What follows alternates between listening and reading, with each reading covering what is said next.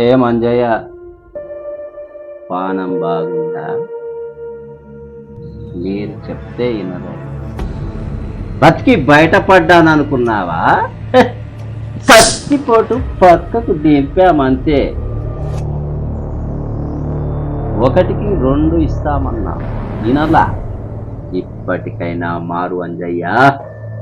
పెద్దోళ్ళతో పెట్టుకుంటే ఏమైందో చూసావు కదా.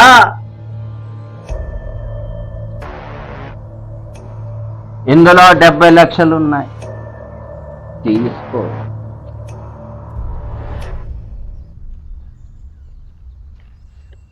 ఇక్కడ సంతకం.